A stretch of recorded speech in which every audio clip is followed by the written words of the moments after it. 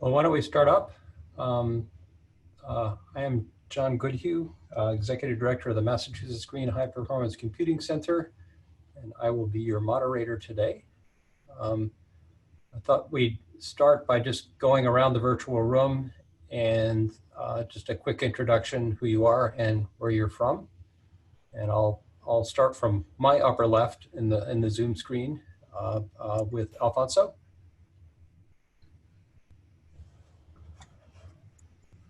You can take yourself off mute. Okay. Hello, everybody. This is Alfonso Torres. I'm an assistant professor at Utah State University. Welcome. Marian? Sorry about that. It took me a second to unmute. My name is Marian Mersman. I'm a project manager at Renzi at UNC Chapel Hill. And Melissa? Melissa Cragen. I'm at SDSC. I'm a strategist for data services. I also have a role on the Open Storage Network project and am affiliated with the West Big Data Hub now, formerly was with the Midwest Big Data Hub. And Jim Basney? Hi, I'm Jim Basney from NCSA and Trusted CI. Okay, so when you're giving the talk, Jim, you might want to find a way to up the volume on your mic. Oh, okay, thanks. Great, thanks. Sika?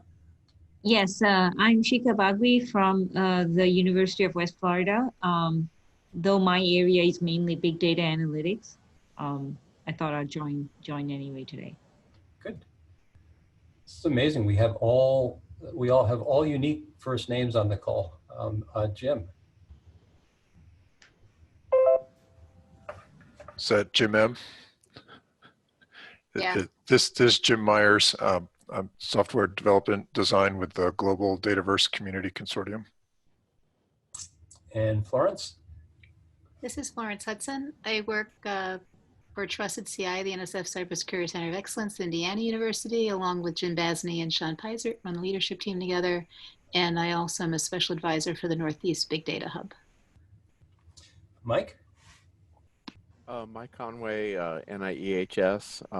I work with Charles Schmidt over there in the Office of Data Science, if you guys remember Charles from Renzi. Mm-hmm. Chuming? Yeah, my name is Chu Min Chen. I'm an associate professor in University of Delaware. I'm associated with the Data Science Institute here. And Sean?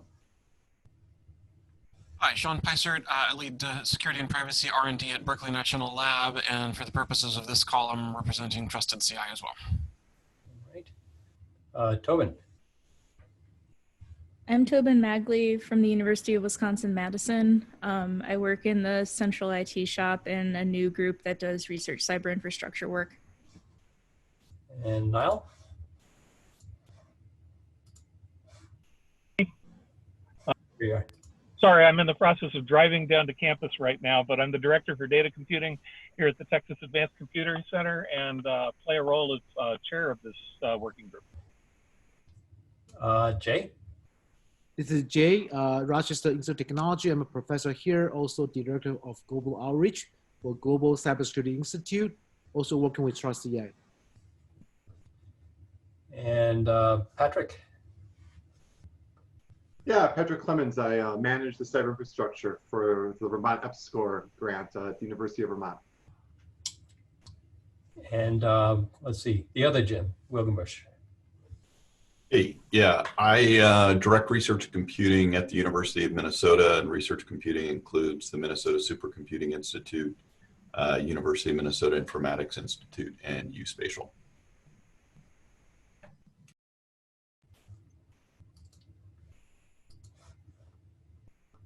And I may have lost the tail of what you said, but we'll move on to just news from around the hubs, starting in the Northeast. And Florence, if I could rely on you the way we did last time. Sure. Right now, we're working collaboratively with the other hubs to plan for the All Hubs meeting, which I hope still happens with all of these conference cancellations because of the novel coronavirus. So I'm helping Meredith and the team out on the demo plan for that. In the meantime, there's nothing else big to report. Let's see, who would like to say something about the South Hub? Is there someone on the call? I can speak to the South Hub. Big in our world right now is planning the Harnessing the Data Revolution event in April. Again, we're hoping that that goes through given coronavirus fears and development, but we'll see what comes of that. And Melissa, can Yes. you on the Yep. Meredith actually sent a note, so I'm going to read from Meredith's note. Meredith is unable to join today. She's someplace where the environmental conditions just won't allow. She's in a meeting. But she writes that on our behalf, in light of COVID-19, the hubs and the local host team at Ohio State University, that's the Ohio State University, are discussing contingency plans for the All Hubs Summit, which is scheduled to happen in May of this year. Policies and guidance from many institutions and organizations engaged in the hubs community are emerging, and I will share, she put a link to a new set of announcements or an FAQ from NSF, and I'll post that. It's not directly relevant to the hubs, but it is a set of questions that NSF is answering about managing all things related to NSF and the virus, and that they'll continue to monitor and communicate updates, just like Florence said. Any updates about the summit programming or schedule will come out through regular hub newsletters and other communication channels. So just like Florence said. So, but I'll pop this this note that she linked in here into the chat. This FAQ from NSF. Got it. And Jim Wilgenbush for Midwest. Yep. Can you hear me okay? I'm sorry I tailed off, I guess, at the last time I had the mic. Yeah. Working okay now. So Midwest Big Data Hub, we're working on a draft for the seed funds call for proposals. And so that's moving along nicely, and you should hear more from us soon regarding call for seed funds. Great. Let's see. The next is Open Storage Network update. Melissa, would you be willing to Sure. my place on that? Yep, happy to do that. I'm sorry, just going to organize my thoughts for 1 second. Okay, so work. I don't have to embarrass myself. Yeah. Nope, got it. I got it. Work continues across a number of the OSN working groups. So we have a policy working group. In fact, John and I just had a call about that today. And we're working on the intersection now of ongoing implementation efforts and policy development. So that is happening. We're beginning to share draft policy documents with a few folks to get some feedback before we roll that out entirely to the public. We are, in terms of use cases, which is my area, we continue. So from the original 9 or 10 use cases that were in the original proposal, several of which were under or attached to different big data hubs, about half of those use cases were ready to go and collaborate. And so we are now loading data from those projects. If they're not already loaded, we're getting them loaded into the OSN, into pods across the different places in the country. We've established collaborations with some third-party front-end groups for some of those. So we're working with the IRODS group around one of the use cases. We're working with the Clouder group at NCSA for another case. And in addition to those original cases, we have both projects funded by the GEO Directorate, which is great because GEO helped fund the OSN. We have some new projects from GEO that have pretty large data. So they're sitting between 10 and 100 terabytes per bin. and then we're looking at a project that wants about a petabyte of space. So we're beginning to work with them on how that might happen. So we have a handful of new use cases we're beginning to roll out. And this is all good. It sets us up for what's going to be some bridging period. Our original funding ends in just a few months. We'll have a bridge period as we scale and begin the proposal for the next round to get us ready for that next round. So OSN continues to work very hard. We have data in, we're getting data out when those calls happen. And we're happy to, if anybody is interested or there's projects, spoke projects in particular that need a place to put active data for use. So transfer for compute or store for access. Please be in touch. We're happy to talk with folks. Yeah, I think I'll just emphasize that because we are now open for business and interested in engaging. I think it's fair to say with new data sets, and we did name the hubs as a place in the proposal that has kind of a special position with respect to identifying use cases, and also for new pod sites, so new places to join the open storage network. So next up, updates on outreach and engagement. So I will maybe reach out to the folks who spoke for the hubs a moment ago, and anyone else who has something to say in this area.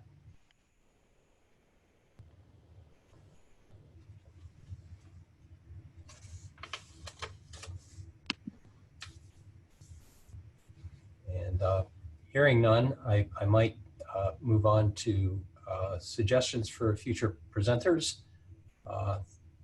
And Marion, correct me if I'm wrong, but I think we are now fully booked until the summer, where we typically take a break during July and August. We have one slot open on June 5th, and we are starting to fill slots in the fall. So I'll just leave the mic open for a moment to see if there's anyone else or anyone who has an idea for a presenter that you'd like us to chase down.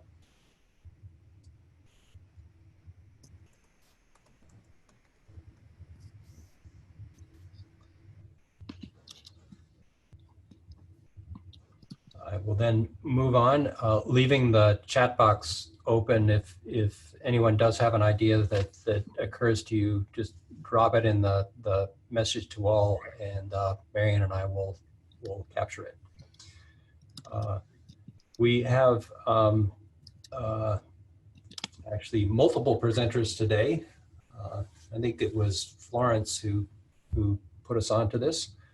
Sean Pizert from Lawrence Berkeley Labs will start off talking about confidentiality and privacy in scientific community computing. And Jim Basney and Melissa Cregan will talk a little bit about the Trustworthy Data Working Group. So I'm going to kind of, without further ado, Sean, hand the keys over to you, and I'll let you introduce yourself and your topic, and have at it. Thanks so much, John. And this will indeed be a lightning talk. It will not be very long at all, but I appreciate the time given for me to speak to you all, and I'm looking forward to some thoughts that perhaps you might have based on what I have to say here this morning. Just to reintroduce myself, I lead security and privacy R&D at Berkeley National Lab. I also run operational security strategy for CNIC, which is the regional network backbone, R&E backbone in California. And today I'm representing Trusted CI. Trusted CI does many things, and I think Jim will give a little bit more background on exactly what Trusted CI is, but one of the things that it does is engage with the community and try to develop best practices to solve problems related to security that the community is currently facing, and bringing these things together in a cohesive way. One of the things I am specifically embarking on with regard to that this year for Trusted CI is understanding data privacy and confidentiality issues in scientific computing. And I mean a few things by that. The primary gist that I'm looking at this through, however, is the notion that scientists often have a hard time getting data. And when they do get data, or often have very onerous restrictions placed on them in order to use that data. And I am trying to understand really what what sort of issues scientists are facing and what ways they are currently trying to overcome to address those needs, and where there are still gaps where either they haven't solved that problem at all, or where the restrictions are so onerous, it essentially halts all science. And to dig in this a little bit more, just to give a few concrete examples, there is absolutely data that is regulated. It is covered by HIPAA, it is covered by FISMA, FERPA, you name it. And we've all had stories where there's some sort of regulation that is placed on a university, researcher, in some cases, the university researcher needs to build some sort of air-gapped cluster in order to actually analyze that data. In other cases, perhaps the university says, you know what, I just can't deal with that. In other cases, and I've heard of this as well, an institution providing the data will say, I'm not going to give you data at all. You're going to come to our site in order to access it. You don't bring anything in. You don't bring anything out except your notebook, and that's it. And so we've seen that sort of thing too. There are also broad categories of data that are not regulated at all, but are in some way sensitive. Depending on what state or jurisdiction you live in, maybe there's something containing, I'm just making this up, traffic patterns of people's driving behavior. And in some states, there may be a lot of sensitivity about that. In other cases, it's not actually regulated, but it contains personal information, and so it's not creepy. And so a university researcher may have trouble getting that. In other cases, there may be data that is commercial and proprietary. So an entity is not just going to give up the farm because this is something they sell. To give you a concrete example, I do a bunch of work in power grid security, and there are now companies out there that specifically sell information on customers of the utilities, and that's just part of their business model, and they'll also sell it to even universities too.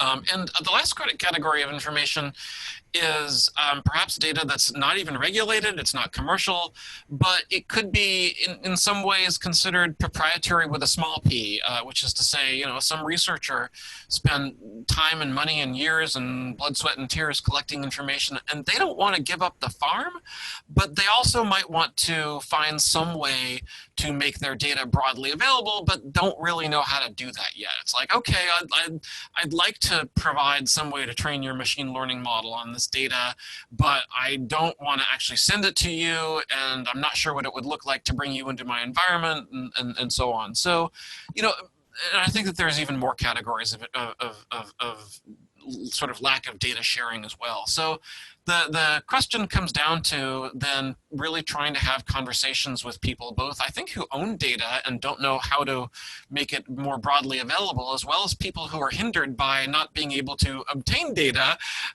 for some of these different reasons. And I would love to interview those people to really understand the situation they're in, what their research methods look like, what does their computational pipeline look like, how would they actually how do they need to compute on that data, should it be made available, and really try and understand what acceptable solutions to both sides might end up looking like. And the end goal of this, perhaps toward the second half of this year, will be to work towards some sort of best practices document where I'm sure it's not going to be one size fits all, but it hopefully will provide some different scenarios and methods that will help lead to some solutions. And that's all I have to speak about, and I'm welcome to field Q&A. Any question for Sean?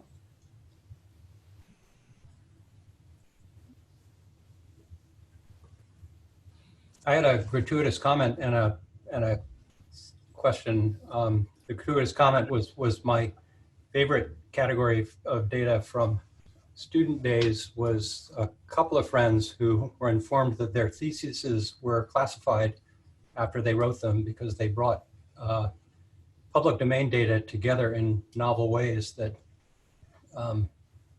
revealed secrets inadvertently. I don't know where that fits in your taxonomy. Maybe the more constructive thing, and you may have already done this already, you're probably aware that Sam Madden and Jane Greenberg from MIT and Drexel have been working for a while on a BD spoke around data sharing and how do you regularize it to make it easier for people to gain access while protecting the sources. I did not know about that, and I did not quite catch those names. John, is there any chance you could pop those in the notes or in an email to me? I will do that. I'll drop a URL. Thank you so much. To address your first question, you know, that's a very good point. I don't think that there's a lot of universities in which you could wind up in a situation where your thesis or dissertation ended up getting classified, but absolutely that I can imagine that being an issue in some cases, and I'd kind of forgotten about that, and it would be worth understanding that a bit more. To be sure, I suspect that's going to be generally, if not entirely, out of the scope of sort of NSF-funded science, which is Trusted CI's general domain, but maybe that's not universally true, and I'd love to talk to somebody who faces this on a more regular basis. Do you have any suggestions about somebody who's butted heads with this that might have some expertise I should talk to, John? Potentially, and I think it's, you know, there's the general idea of when you integrate information in a certain way, sometimes its character changes just because there's visible connections that weren't visible before. Right. No, I totally get it. And I'm just, you know, I guess I'm certainly not an expert in this, but, you know, coming at this from the perspective of, you know, if I'm an NSF researcher and I'm, I don't know, doing stuff on publicly available data, I'm not aware that the U.S. government can just come and tell me I can't publish what I'm doing. And in fact, I suspect if I was at the University of California, there would be an ungodly number of lawyers involved. On the other hand, I know that other universities like, say, Tulsa, do work for the DoD, and I think that there's sort of always this overhanging threat that could be involved, and that's outside of the determination of the university. But then again, I'm just kind of speculating about these things, and I would love to know more about that from somebody who faces it. I'll give it a try. Cool, thank you. I think that's great. Any other question? I see there was somebody who kept unmuting and muting again. Are there other more who like to speak up? This is Jay. Sean, thank you for the introduction of your endeavor. So I think that there's there's very often a question about when we say data, there are all kinds of data, and there are different levels of data, the metadata, abstraction of data, and so on and so forth. And I think there's a big difference between sharing and wanting to share the raw data versus sharing and wanting to share the characteristics of the data. And many researchers, especially data scientist type of researchers, they may be only looking at certain characteristics of the data. So I think that in your endeavor, I think that distinction may be important to think about whether it's the data sharing people or the one who want to use the data. That perspective may affect that how much and what kind of data can be shared. Yeah, I appreciate the distinction there, Jay. Thanks so much for bringing that up. You know, at this point, I'm casting my net broadly, and I'd like to talk to people on broad classifications. I think you know, one of the interesting things that continues to be pointed out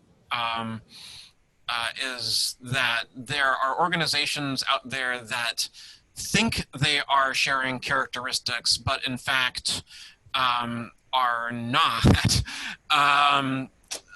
because there are insufficient levels of aggregation and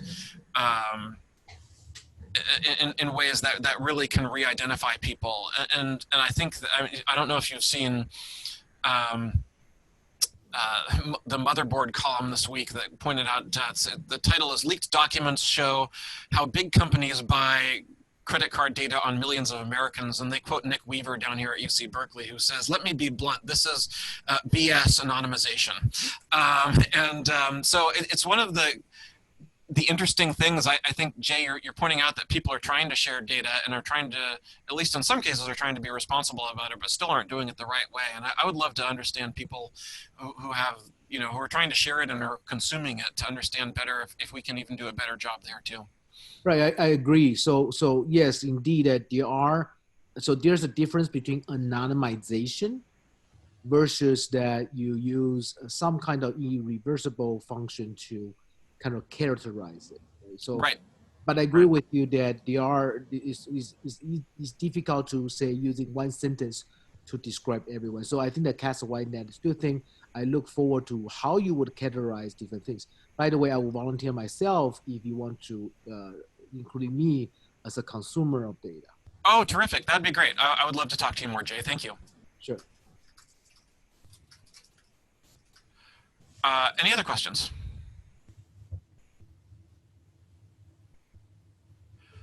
Okay, thank you all for your time. Thanks to John and Jay, and I hope that this conversation gets spread more broadly as well. I would absolutely love any more input that might come along. Thanks again to all of you for your time. Great, and thank you for your time as well. Let's move on then to Jim Basney, Melissa Cregan, to talk about security from a different angle. And again, I'll let the two of you introduce yourselves and your topic. Thanks, John. How's my microphone? Oh, it's wonderful now. Good, okay. Okay, so hopefully you're seeing my screen here. And so Melissa and I will be giving a short update from the Trustworthy Data Working Group, which is a collaboration between Trusted CI and the BD Hubs and representatives from other organizations and projects that you see listed here on the bottom of the slide. And here's the URL, the homepage for our working group, and we're going to show that again at the end of our presentation. And with that, I'll hand it over to Melissa to talk about our mission. Great, thank you, Jim. So we're going to tag team here, and so we'll start off here and then go through activities we're working on. I'm going to give a little bit of a policy context too for the broader aspects of the working group, but just to start.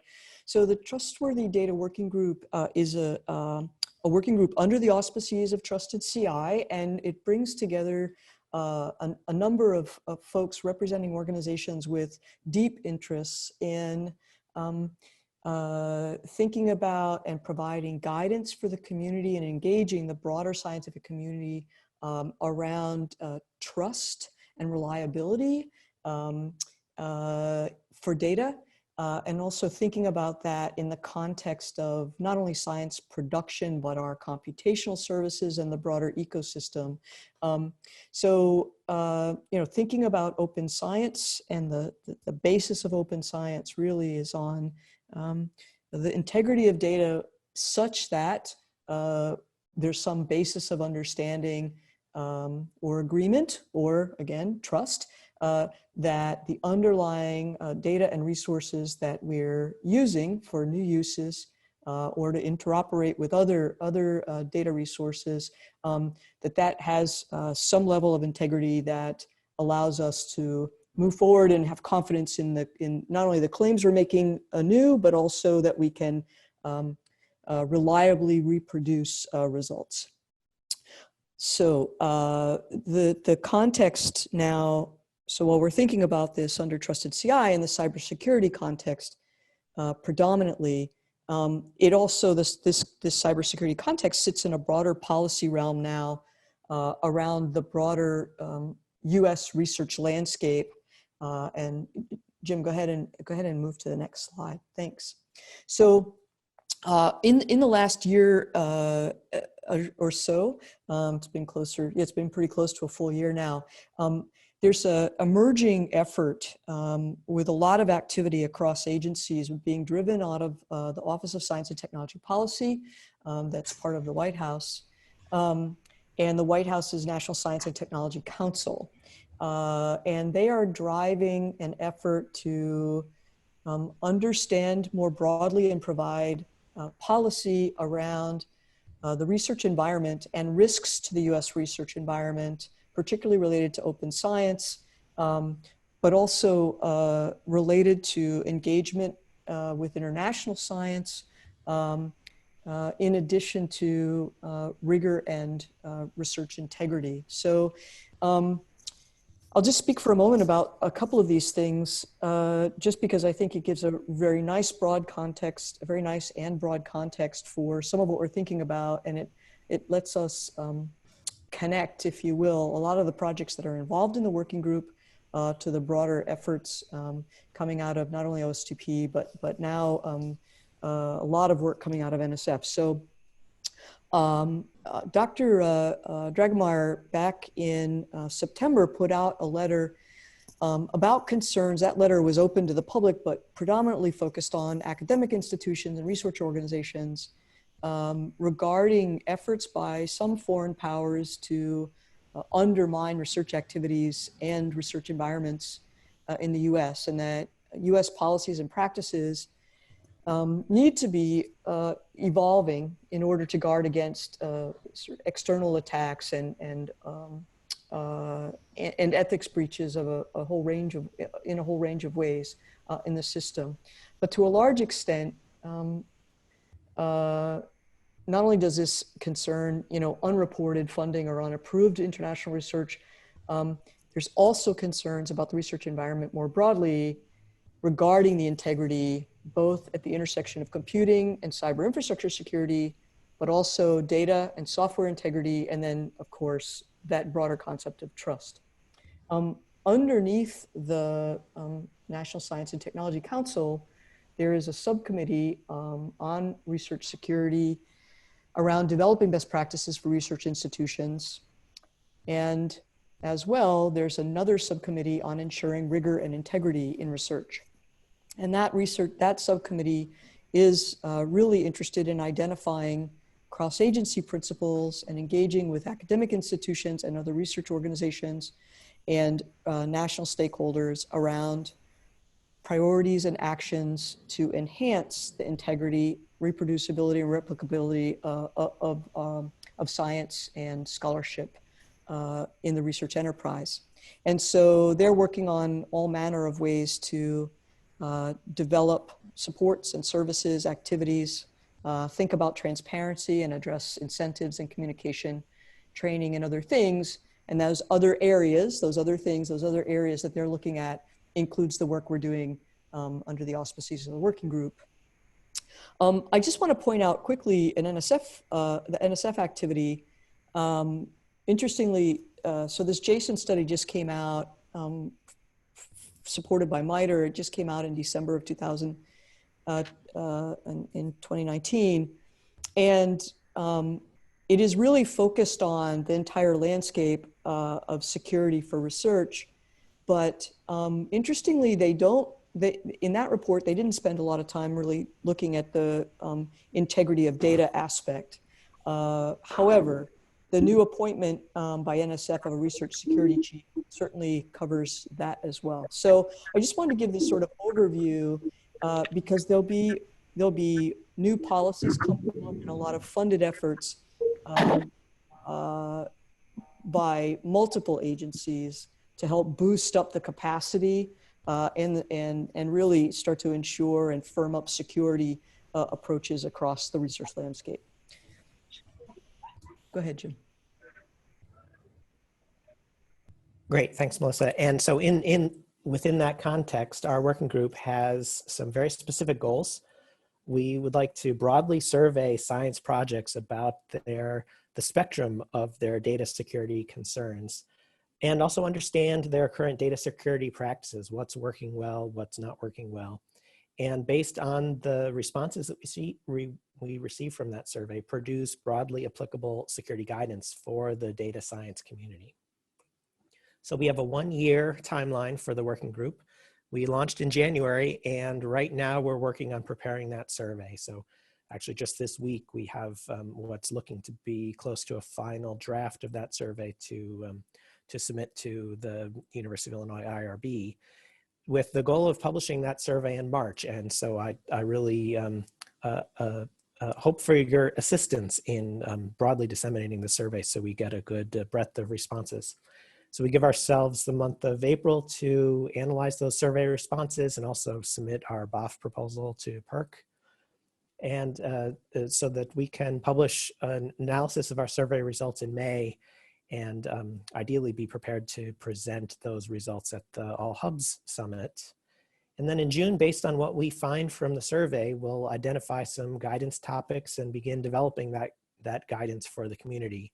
We'll meet at PERC. I think we'll also be represented at the ESIP meeting. And then in August, we've got an opportunity to meet up at DEF CON and do some outreach at DEF CON, with the goal of having a draft report to publish in September in time for the NSF Cybersecurity Summit. And so we'll gather input there at the summit and online and email addresses, and email responses and mailing lists. And we'll do an SGCI webinar to gather more input on the guidance in that report, update the report, present at Supercomputing, and with the goal of publishing the report and concluding the working group work in December, where we also have opportunities to do outreach at AGU and Trusted CI. So you can see here, we've identified some areas of outreach, some conferences to be sure to do outreach to or outreach at, but I'm very interested also in your input on other outreach opportunities that we can put on the calendar. And so Melissa will talk more about how you can help us. Indeed. So picking up again on the survey aspect, certainly being able to provide us some input on the survey draft, and it's easy enough to access that. If you can't see it now, we're happy to have you contact us and we can give you access. There we go. So we'd love to have some feedback on that. We're continuing to work, and then hopefully, it'll be ready to go into IRB. It takes a few weeks to get clearance, and so we'll be looking forward to having that back so we can send that out in short order.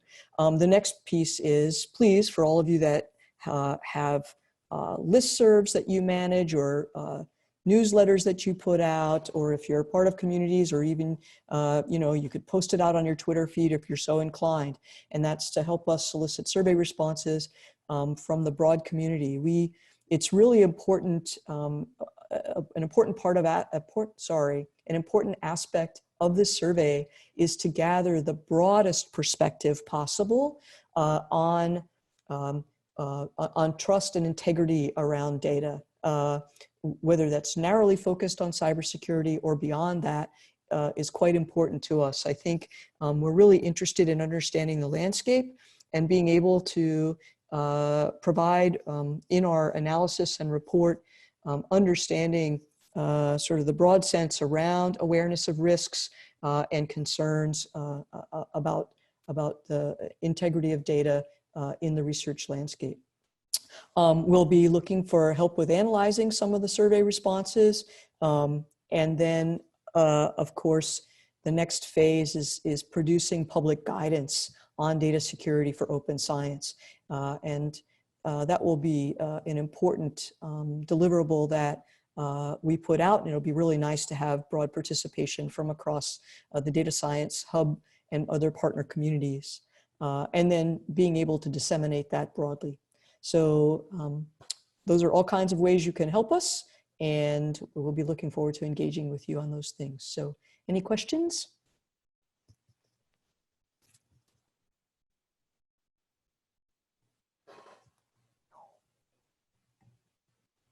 I had one, or maybe two.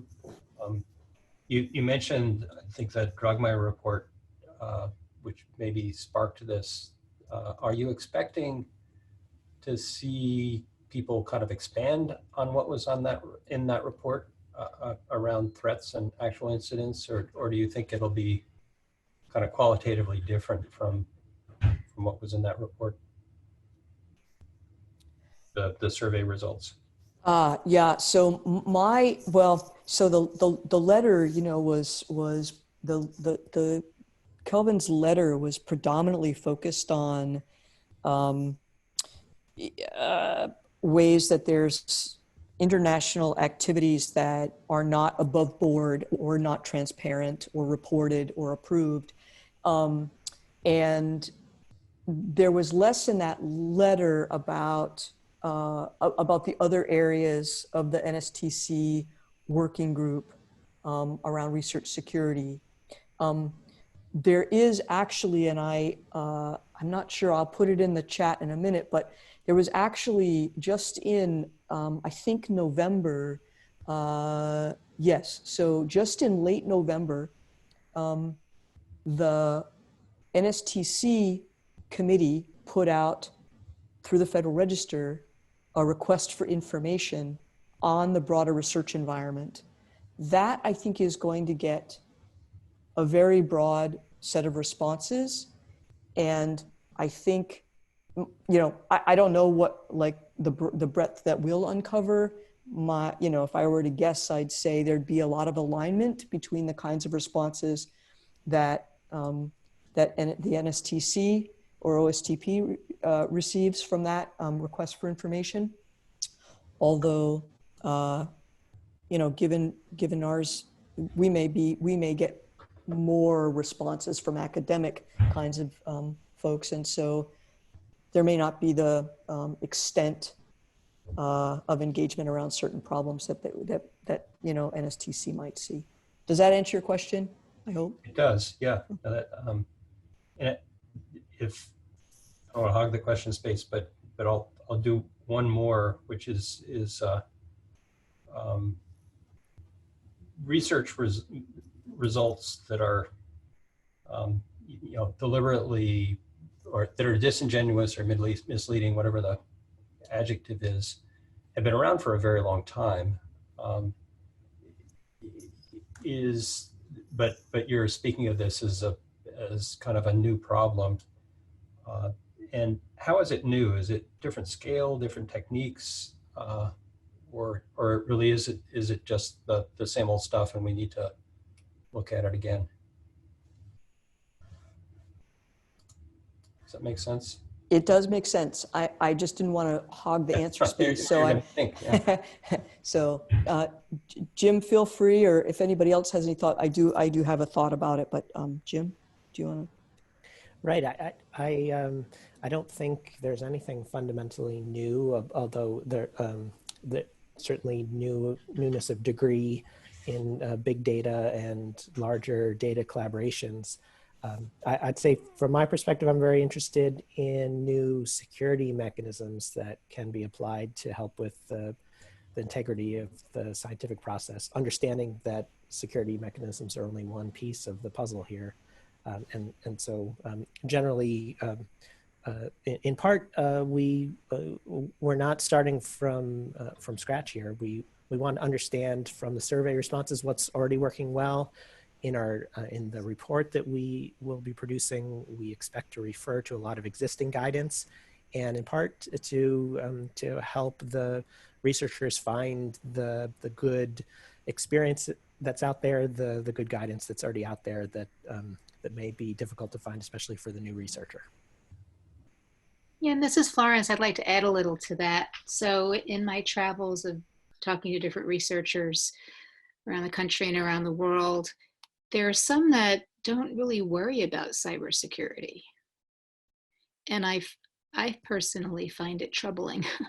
You know, they worry about their science. And so part of the opportunity here is to increase awareness and have them think, oh, do I worry about this? Well, maybe I should, you know, now that there's a lot more news about, you know, data or device hacking or all sorts of things. So I think that's one of the other opportunities here, is to increase awareness that we should be thinking about how to keep the data trustworthy.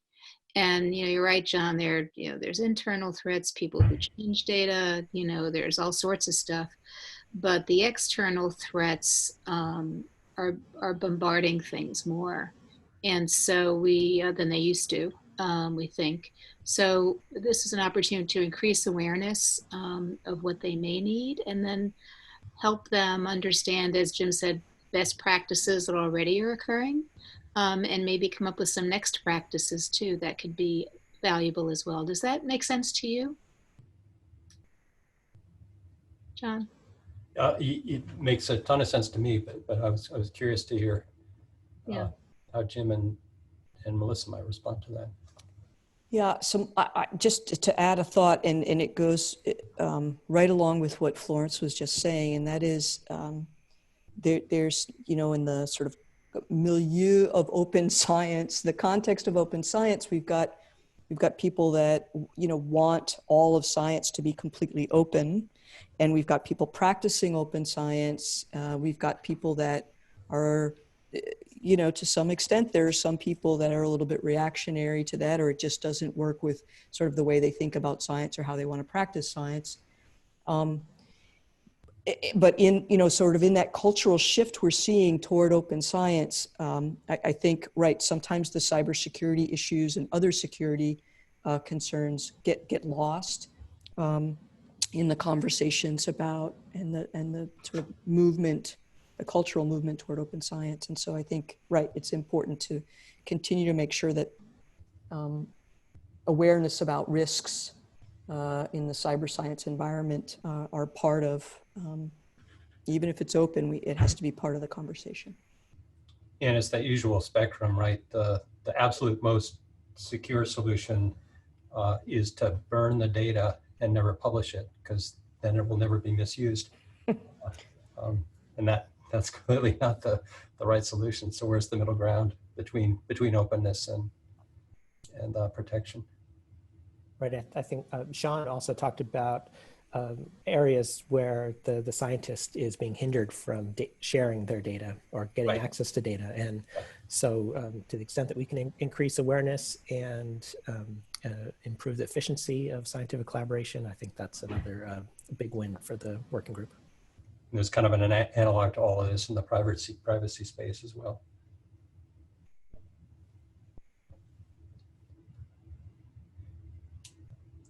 Any questions for Sean or Jim or Melissa?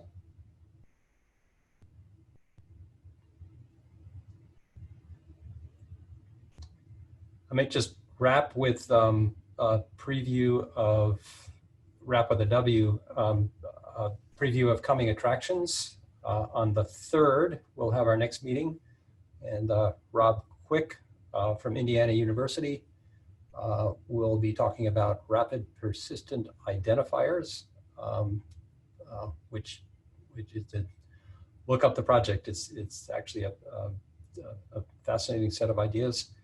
And on the 1st of May, Stanton Martin from Oak Ridge will be talking about the National Microbiome Data Collaborative. And those are kind of a good example of what we try to do in general, which is balance between kind of tools and technology and application of those tools and technology to generate scientific results. So hope to see you next month and the month after. And anyone with an idea about what we might talk about on the 5th of June, please send it in. And then just one last thought. I wanted to thank Marion Mersman from the South Hub, who was the person who really organized this and made it look like I knew what I was talking about. So thank you very much, Marion. You're welcome. My pleasure. And is there anything anyone wants to add before we close out?